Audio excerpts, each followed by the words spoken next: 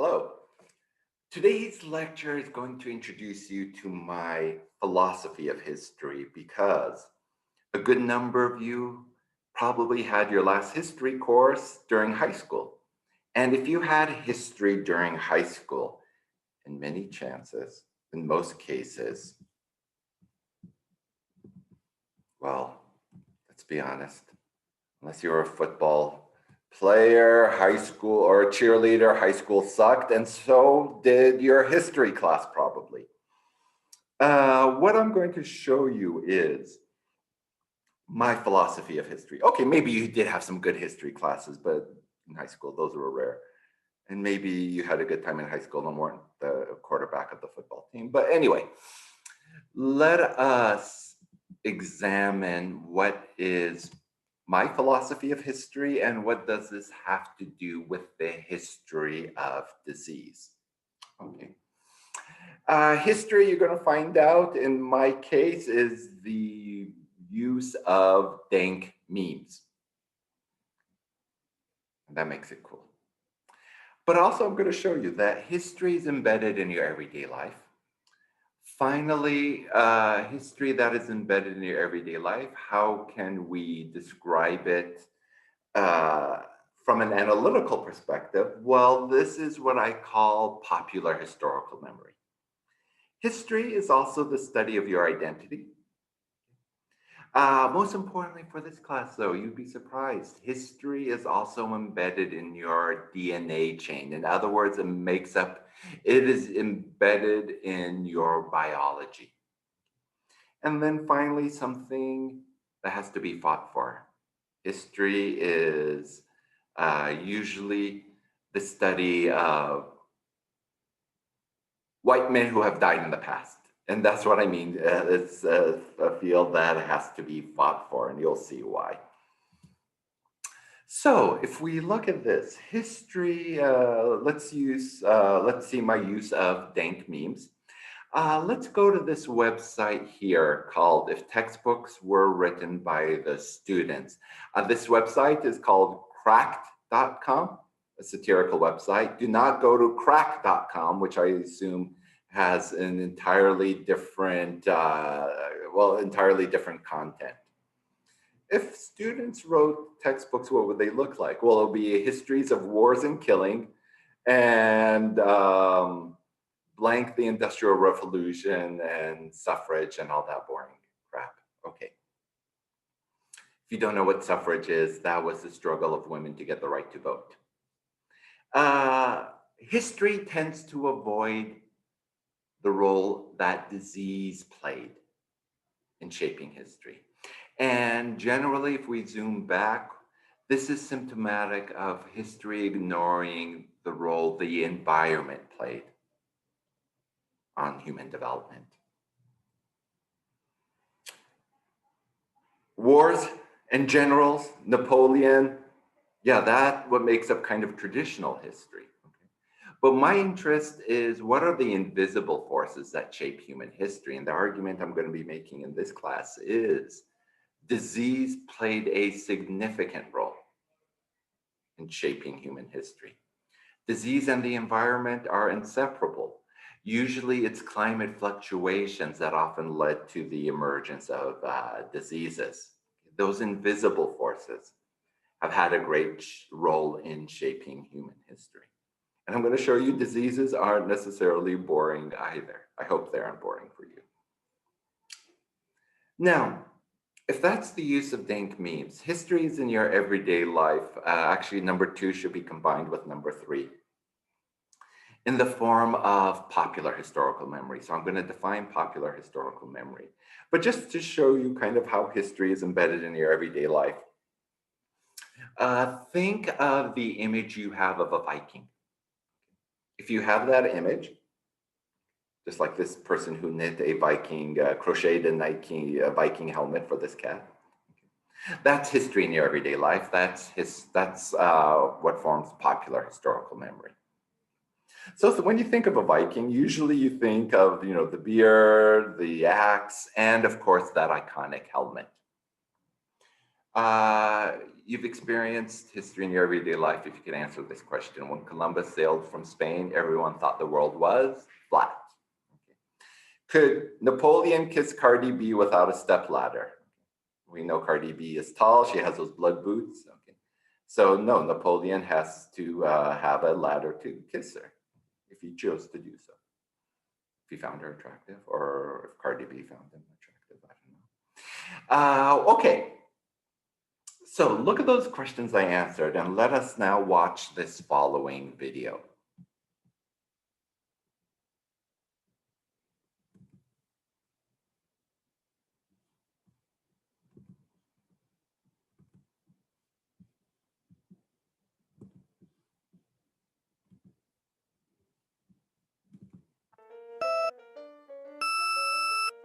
Number 5. Vikings. What would a Viking be without his trusty battle helmet and its impressive horns? The answer is a more historically accurate Viking. Think for a moment about what wearing headgear like that into battle would mean. The horns are just easy targets for your opponent to hit and knock off your helmet. Or if you strap on your helmet, now your opponent has a convenient lever with which to drag you to the ground and something to hold onto while slitting your throat. Horned helmets are a terrible idea, which is why archaeologists have never found them at Viking battle sites, and there's no evidence that they were ever used. It was poets and artists, people not known for caring about facts and reality, who gave the Vikings their silly hats during the late 1800s, long after the Vikings could correct their misconceptions. Number 4. Lady Godiva. The story of this 11th century English noblewoman is that her mean husband, the Earl, not related to our class, so we're going to skip this naked lady riding on a horse. Go to Napoleon. Famously, this tiny general, perhaps to compensate for his short stature, took control of France, greatly expanded its influence, and dubbed himself emperor. Napoleon's official height was indeed 5 foot 2 inches, but at the time, French inches were longer than English inches, so doing the unit conversion, Napoleon's height should have been reported as 5'7" in England's imperial units, which is short by today's standards but was average or slightly above average in the early 1800s. However, England, with its eternal love of all things French, didn't care and went with the Napoleon is so short LOL version of the story in newspapers and cartoons. Meanwhile, Napoleon was busy introducing the metric system to France and the wider world to standardize measurements so this sort of confusion would never happen again. And thankfully, the whole world now uses metric. Mostly, sort of. Number 2. Roman vomit. Ah, the Roman Empire, so great and powerful, but corrupted by decadence from within. And what could be a better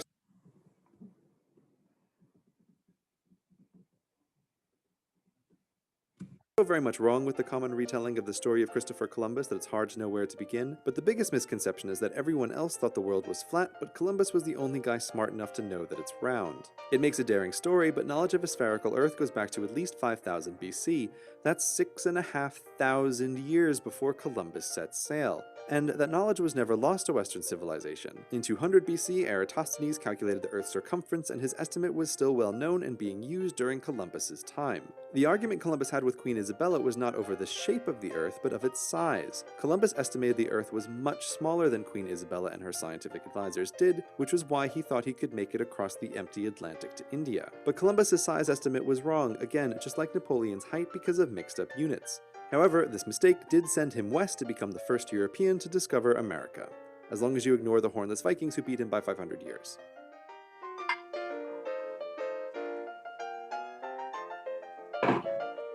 Okay. This was a video that would be considered popular historical memory. What makes this video popular? Well, it has 9.1 million views about misconceptions in popular historical memory. Otherwise, we call those historical myths. Why is this important for our class? Well, let's go back to, hey, where am I? Let's go back to our lecture. Better.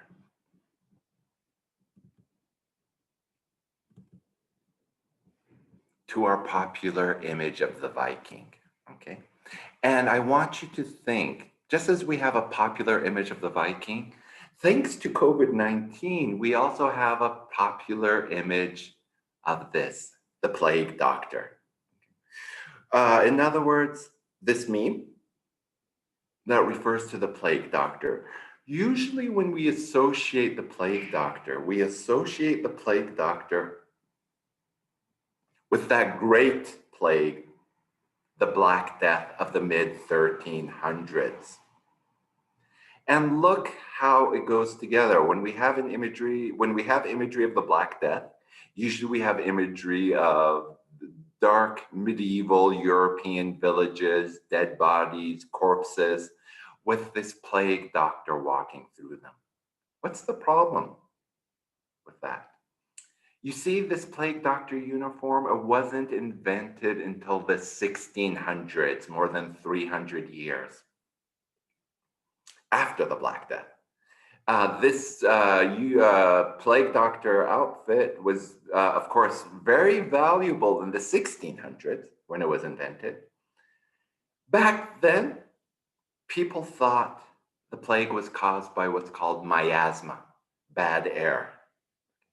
And this outfit was meant to keep that pestilence from the bad airs from infecting the doctor. Little did they know, whether it was in the 1300s or 1600s, that the Black Death was caused by microscopic invisible bacteria. In fact, one bacterium, Yersinia pestis. Nonetheless, the outfit where all the body is covered with the nose filled with herbs to keep out the bad air actually did work in keeping out the bacteria. Now you might say, okay, what's the big deal? 1350s or 1650s is all a long time ago. What's wrong if we don't get that myth, we don't get that accurately? Well, that would be like making a mistake like this. Look at how King Louis XVI of France looked in 1789. And that would be like saying the way King Louis of France dressed is like the way we dress today. The time difference is almost the same. By the way, do you know? Yeah, so yeah, this is how we dress. Do you notice what he's wearing on his feet? Yeah, let's zoom in. Men wore high heels back then. In fact,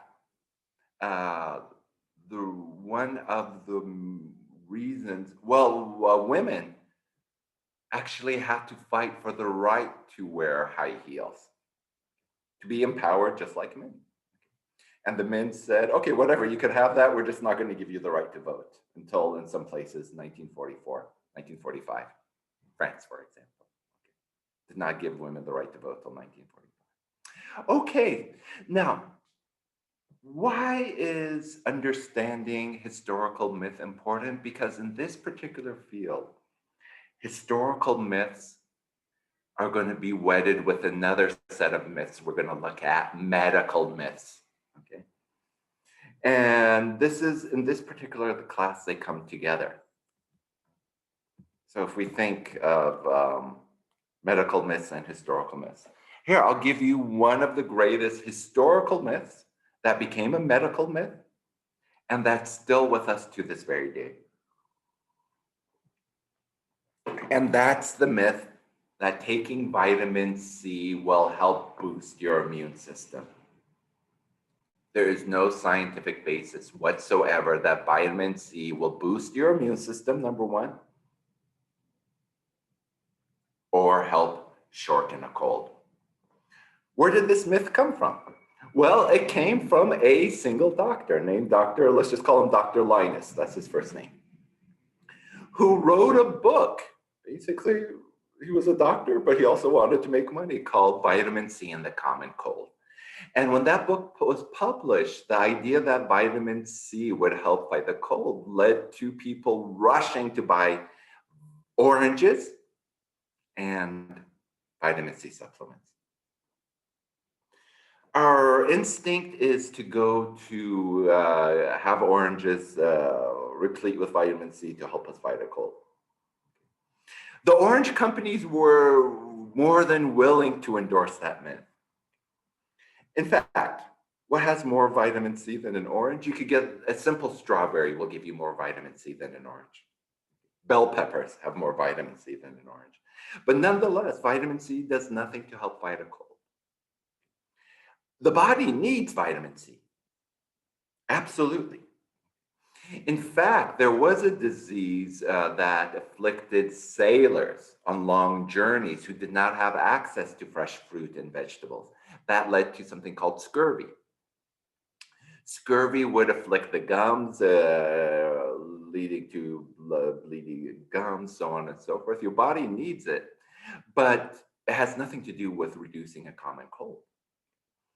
Uh, Dr. Linus, see how one doctor with poor research could lead to a myth with, well, not really disastrous results, because you know, taking too much vitamin C isn't really bad unless you really overdose, then it causes diarrhea. But however, another doctor who published a faulty story about vaccine injections causing severe side effects such as autism.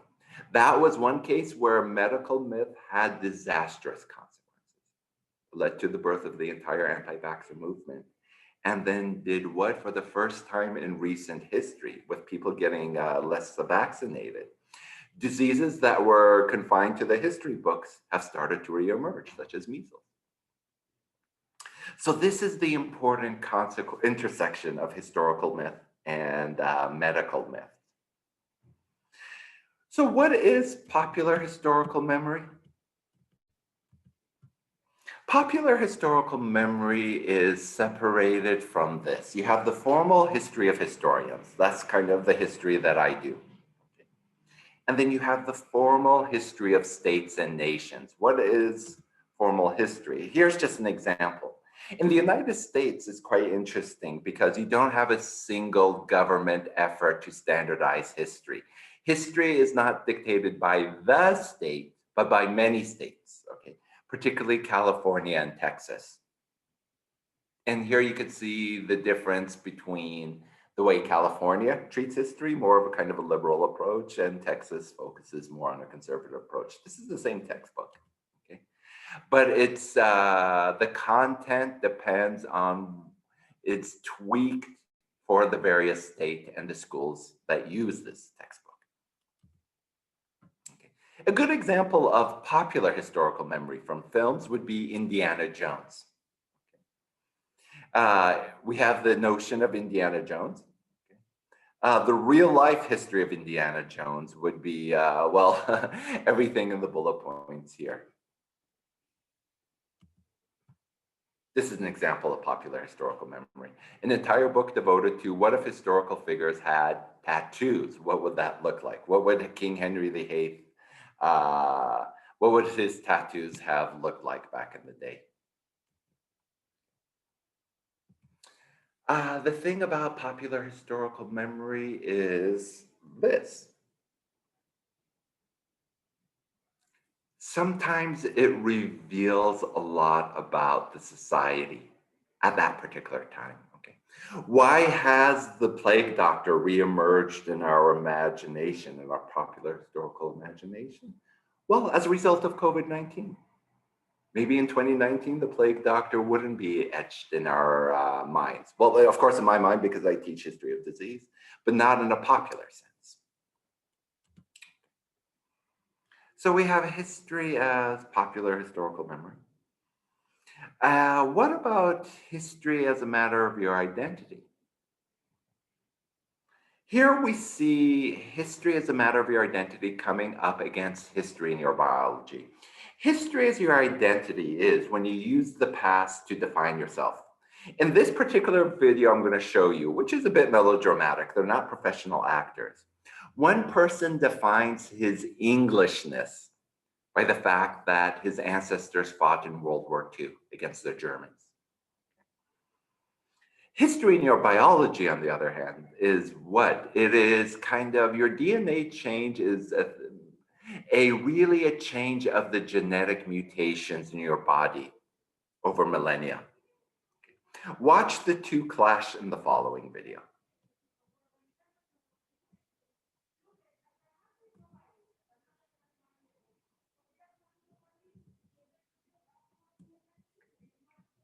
After 30 days, I could not believe my before and after picture. Watch the follow.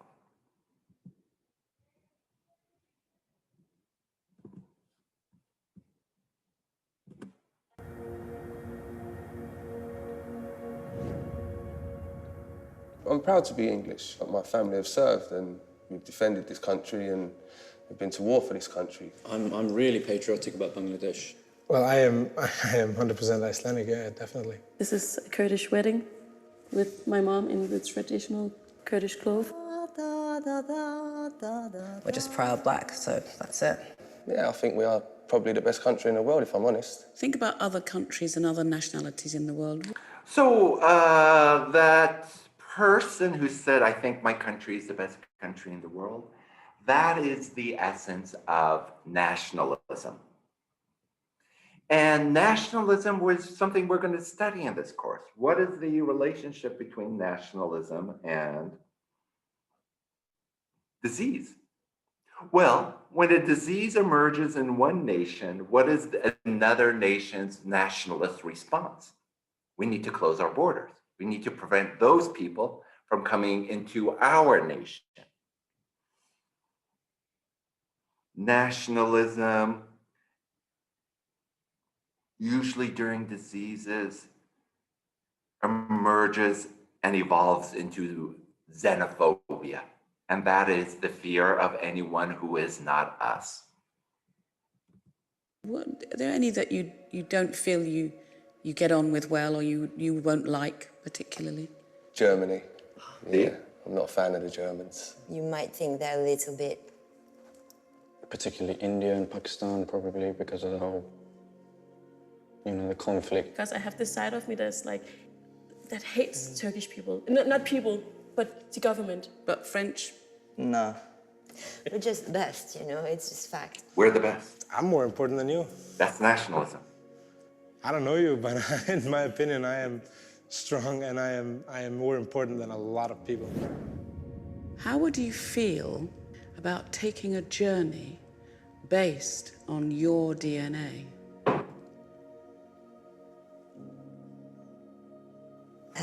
Yeah, I feel very intrigued. What could you possibly tell me that I don't know? So do you know how DNA works? So you get half from mum and half from dad, so 50% from each of them, and they get 50% from their parents, and back and back and back. And all those little bits of your ancestor, they filter down to make you, you. I need you to spit in this tube for me. You spit up to the little black line. That's a lot of spit.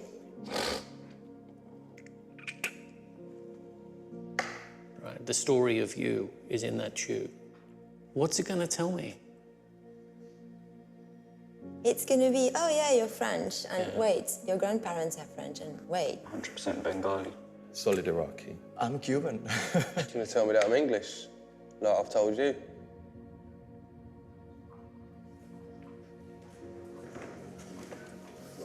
Jay, can you come down and join us?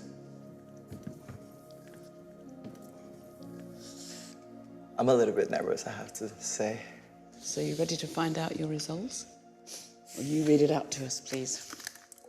Wow, look at me.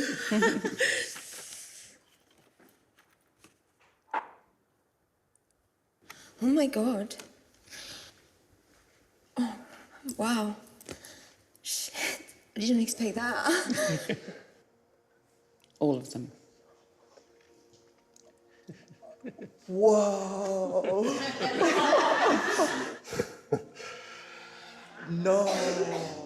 No. Caucasus, which was Turkish? Yeah.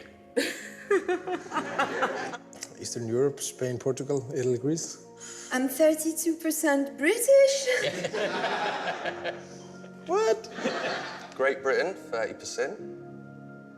Can we 5% German? I'm Irish. Yeah. So I'm a Muslim Jew. Great Britain, 11%. Are you sure these results are mine? Eastern Europe? Iceland has definitely moved closer to Europe now. I'm gonna go a bit far right now, but this should be compulsory. There would be no such thing as extremism in the world if people knew their heritage like that. Who would be stupid enough to think of such thing as a pure race?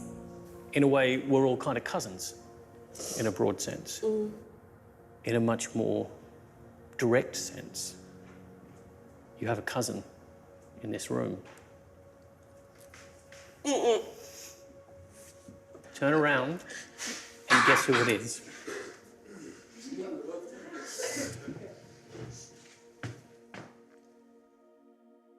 Wash, Yeah.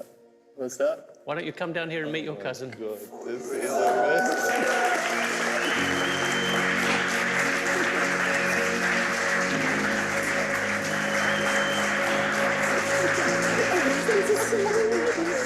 Did you know that? I didn't know I did. This is like, my heart's pounding right now, I swear to God. We met. Jay from everywhere by the reason is. I'm a real man of the world. Wow, that's beautiful. Thank you. So would you like to travel to all of these places? Yeah. Oh, yeah.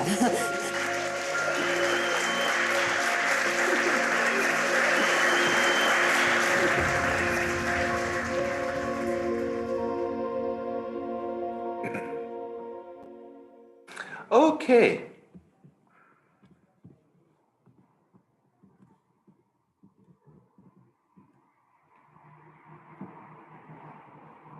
Now, what does that video reveal? That video reveals your DNA is a historical chain. In other words, those people had origins from different countries so far back in the past, or different regions so far back in the past, they didn't remember it in their popular historical memory. You see, your popular historical memory, your identity is formed by your family and peers who tell the story of maybe their parents, their great-grandparents, and so on and so forth. But then after a while, the memory fades. Now, what does this have to do with disease? Because just as your DNA is a history book of your origins, it's about telling you who you are, your DNA is also a history book of the mutations that helped you survive diseases from the past. If you're of European heritage, or Middle Eastern heritage, or Asian heritage, you have DNA mutations that other people didn't have. And those DNA mutations help you survive the Black Death. It made your ancestors stronger and enabled them to survive that great killing of the 1350s. It was a DNA mutation. Let's say one village in England might have survived the Black Death, and the village down the road didn't. Why is that? Well, that village intermarried. And when they intermarried, they were sharing the same genes. And sharing the same genes made them more resistant to the bubonic plague than the village down the road.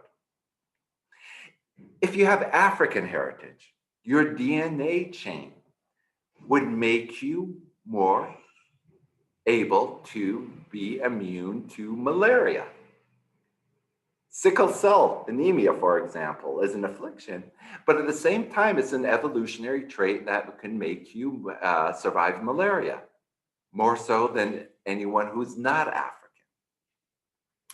And finally, if you have Native American ancestry, so that is if you come from North America or South America and have ancestry related to peoples there, whether it's the Incan, the Aztecs, the various North American tribes. And if you're alive today, that means you are descended of the lucky few who had the DNA mutations to survive the onslaught of new diseases that were brought over by the Europeans. How lucky are you? Well, those new European diseases eliminated 90% of the Native American population. In other words, if you have that ancestry, it means what? You're descended from the lucky 10% whose DNA made them strong enough to survive. And the thing is, yes, if your DNA gets analyzed, simply spitting in that tube, modern genetic coding machines can reveal all of that, what is in your genes that makes you who you are, but also explains how your ancestors have survived over the millennia. Okay, so that's the first part. All of that is what is history.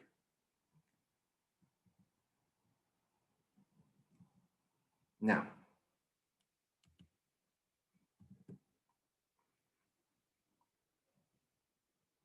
If you look at this map here, see it doesn't correspond to nations. Your DNA chain just basically corresponds to various genetic mutations, and where those genetic mutations happen, that's all a scientist reads. That scientist deduces, okay, this person must have come from here, here, and here. What I said, history is something that has to be fought for. Because like we saw in the previous image from Cracked, history is usually of wars and killings. And often history is that of dead white men. Now, what does this have to do with disease? Well, women's history was something that had to be fought for. Latin American history, for example, Latino history was something that had to be fought for. Native American history was something that had to be fought for. And once it was fought for and included in regular history, well, what did that have to do for the history of disease? In mainstream history then, the Great Dying, that's the how we refer to the elimination of 90% of the Native American population, started to make it in history books.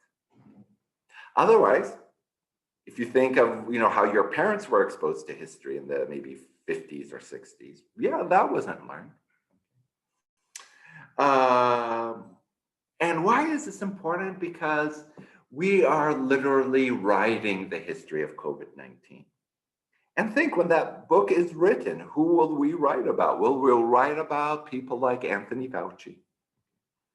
Will we write about the unnamed women who suffered dire consequences as a result of being put into lockdown, in a lot of cases lockdown with abusive partners? When we write the history of COVID-19, will we write the history of all the women who overnight, not only a good number of them had to work from home, but then had the added responsibility of being their children's instructors, helping them with their at-home schooling, helping them with their Zoom, as well as being the disinfectant in chief, making sure that every surface was clean. That's all something for you to think about. All right. That's my philosophy of history, because according to this lyric, right, from Rage Against the Machine in the song Testify, who controls the past now controls the future. Who controls the present now controls the past. They put that lyric to music, but that's actually a quote from George Orwell's 1984. Yeah. Like I said, there is women's studies, but no men's studies. False. Men's studies is called history, according to Dwight Schrute. And that's what I mean by I should say history is a fight over gender. I don't know why I wrote the word. Well, anyway, that's what I mean by history is something that has to be fought for. Okay, so what is history? Unless you're like Stewie in Family Guy, who has a time machine and can travel to the past, most of us can't do that. That's the past. History, on the other hand, because we don't have time machines, is an attempt to reconstruct the past. But this is key. History is not just the study of the past or things that happened a long time ago. History is also this. History is not just the study of the past. History is the study of time, the past, present, and future, you see. History is this. It's the study of the past to make sense of the present. And it's not only that. It's the study of the past to see where we're going to into the future. And that's the key for you to keep in mind. And you've lived through it. And this is what this class is going to teach you. How did we make sense of COVID-19? Well, we looked at past diseases. Even when you go into the doctor's office, what will they pull? Your medical history. And why is your medical history important? You use your past to understand your health in the present and your health in the future. When COVID-19 began, and most of the readings I'm going to assign you are this, articles started to emerge that started to look at the 1918 flu, the bubonic plague. We use past diseases to inform us of COVID-19 in the present, as well as understand the future pandemics that are most likely going to emerge. And when I say most likely, how can I say that with confidence? Again, history is going to give me the answer. And I'm going to demonstrate that to you in this class. So that's what history is. That's my philosophy of history. So what is history? I will never ask you for a date. Unless you're buying dinner. Stupid joke.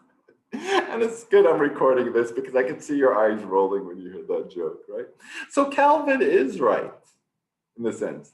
Calvin is actually, that's the relativity right there. I'll never ask you for a date. I'll never ask you when did the Black Death, give me the dates of the Black Death, 1348 to so on and so forth. That's not important. Dates are good for organizing information, but I want you to get concepts. That's important to history. Concepts such as the difference between popular historical memory and formal history, or the difference between a secondary source and a primary source. Which brings me to the following. What is the difference between the two? Okay, so let's take a general from the Ottoman military. Here we see him at the Battle of Gallipoli during World War I. His name then was Mustafa Kemal. Later, he would assume the title Mustafa Kemal Ataturk, or the father of the Turks. Okay. This is a primary source, right? Kemal Ataturk making a speech in October 1927 about the situation after World War I in May 1919.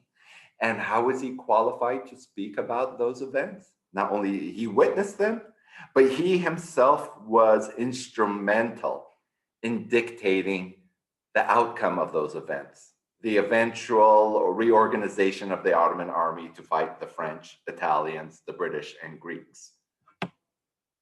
That's a primary source. Now look at the following. This is a secondary source. It comes from a website called badassoftheweek.com. Read this. It's the exact same event embellished with spicy language. Okay. This is an example of popular historical memory, and it's also a secondary source. In other words, the person who writes for this website, Ben Thompson, was writing this in 2011. He did not witness the events. He was not part of those events. That's what makes it a secondary source. Here's another example. Look at this. This is an article I wrote for the Huffington Post. It's a secondary source. And why is it a secondary source? Well, let's look. There's me. I'm writing in 2014 when ISIS, the group called the Islamic State of Iraq and Syria, had just taken over the north of the country. And here, do you see why I like to focus on myths? Because myths are good jumping points to go into what really happened. Now, notice while I'm writing about this event, I'm talking about an event in the past, World War I. And in this case, who am I discussing? My grandfather, who witnessed World War I and took part in events after where he fought against the British. You see, I never knew my grandfather. So how do I get information about my grandfather? Well, the way we get our popular historical memory, usually from our parents, okay? But the thing about our parents is they're usually the way they recount history is often not perfect, because usually our parents are not professional historians. My father cannot tell a proper linear story about the past. He jumps all over the place. Like a true, think of your abuelos, your grandparents, right? Can they tell a story straight with a beginning, middle, and often not? Anyway, so what I write, this is a secondary source. What would be a primary source from around that same period? Well, my grandfather's passport. That did survive. My grandfather has passed, but his passport is survived. And what can I tell from a passport from that time? Well, where my grandfather came from, and where did he come from? He came from the Persian Empire, and think how cool that is to come from an empire. None of us come from empires this day and age, right? They really don't exist. Except for the Galactic Empire, that still exists, and you probably don't get that unless you're a Star Wars fan like myself. So what does a primary source like this remind me of? Of the time of empires. And a good number of us, all of us, for the most part, descended from empires, whether it was the Spanish Empire, the British Empire. Let's keep on looking. What else does a document like this from the past tell me? Well, it tells me about a different time and as well as different cultures. You see, what would a passport like that indicate? Well, it indicated your facial features, okay, your eye color, your hair color, your height. So you could be identified when crossing a border.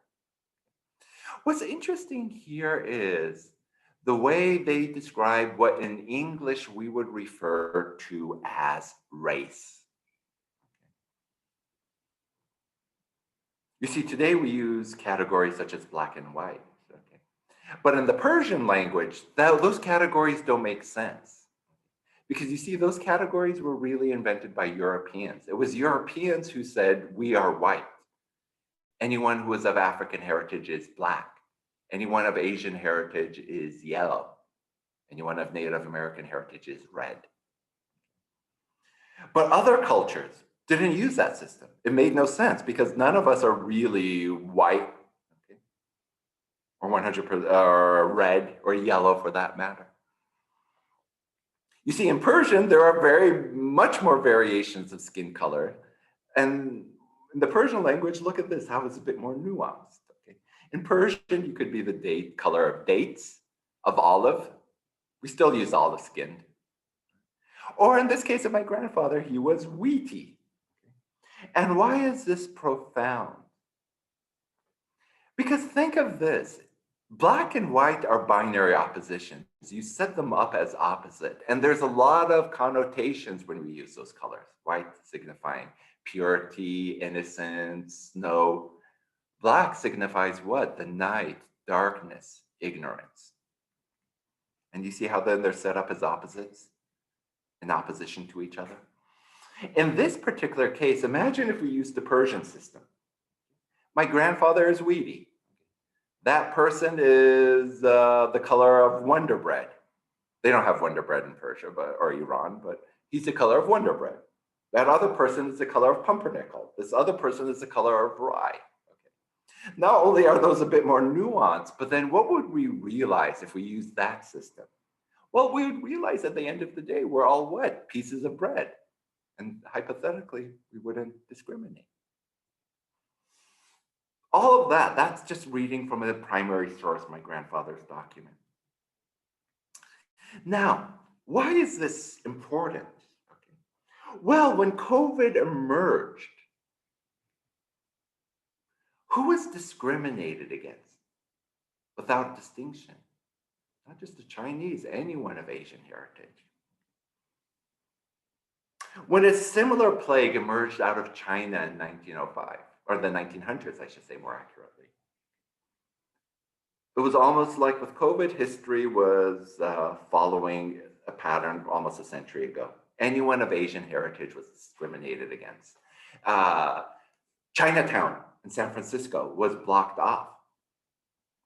Chinatown in Oahu in Hawaii was not only blocked off, but it was burnt to be purified. They burnt down Chinatown. And back then, what language did they use? Well, in the 1900s, they said, this is a yellow threat.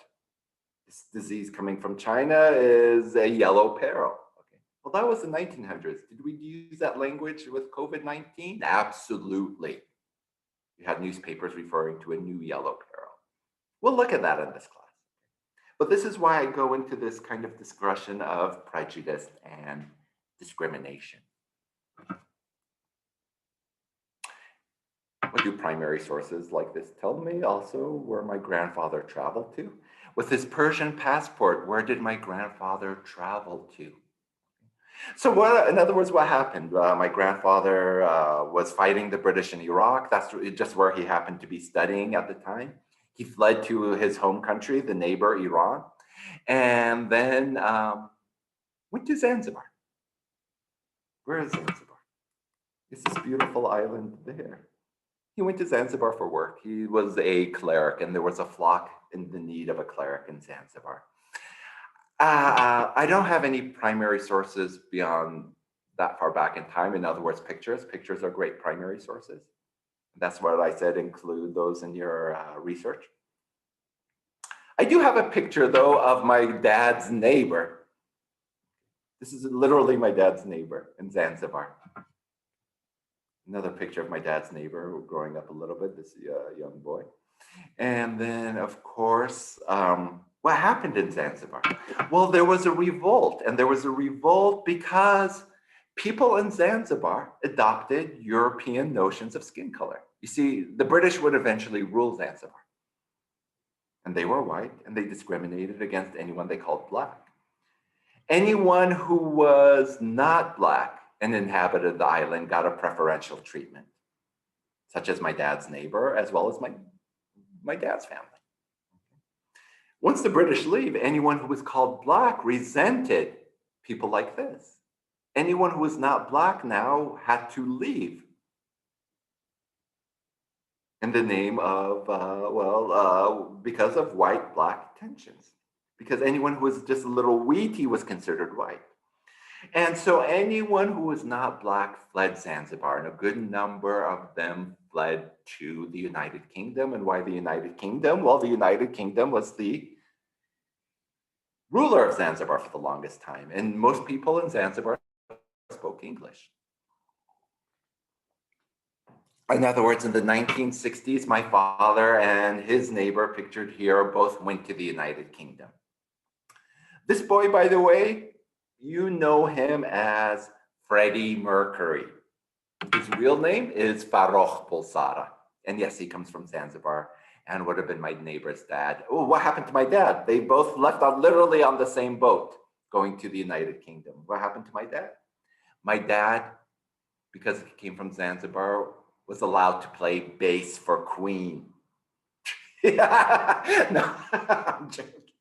My dad went to London School of Tropical Hygiene and Medicine. Yeah, my dad became a doctor studying the various diseases that afflicted Africa, not in Africa, but in London. And this, now, why is there a school in London devoted to tropical diseases?